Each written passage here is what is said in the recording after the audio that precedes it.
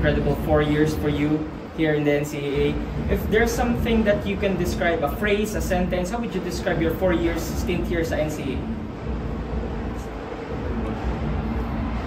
I feel like phrase. Kahit sentence, kaya mahaba.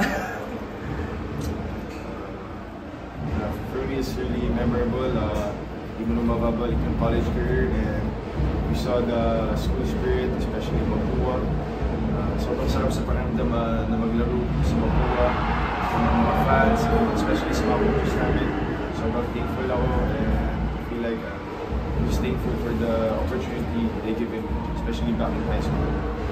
Clint, no regrets. No regrets, no regrets, no regrets. Especially this year, dami pa rin akong natutunan kahit senior na, champion ako last year. No regrets pa rin ako kasi alam ko naman madami akong na-apekto na younger guys na motivate, na turuan para for set up kung saan man sila. Clint, not sure if natanong na pero what's next for you? For me, syempre, recover muna yung katawan ko sa mga injuries ko. Then, syempre, going pro. Isa man may opportunity maganda, wala na. May mga offer po. May mga offer na. Wala na.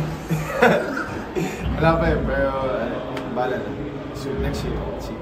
Really, ang priority is go international or focus sa... Siyempre, go international. Pero is there a possibility for you to throw your hat sa PBA draft next year? There's a possibility, yes, of course.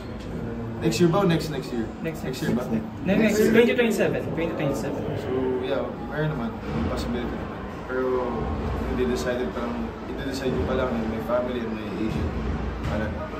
You know, with that, regarding that, natanong kanina yung sa regrets. Kahit medyo bumaba yung draft stock, pero yun nga, even with this campaign, okay lang na... Okay lang sa akin.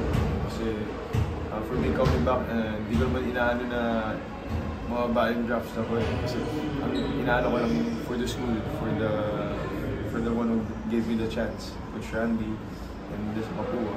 So it's my way of giving back, and especially dami din nagtatanong, are you sure going back? For me, I've never been sure na going back. Clint, ayun nga, you're going to be focused on recovering and all that. Is there a possibility for you to maybe help sila Coach Randy habang wala ka pang ginagawa? Who knows? As much as possible, gusto ko talaga tumulong sa Mapua, gusto ko sumuporta any way I can. So, let's see kung ano.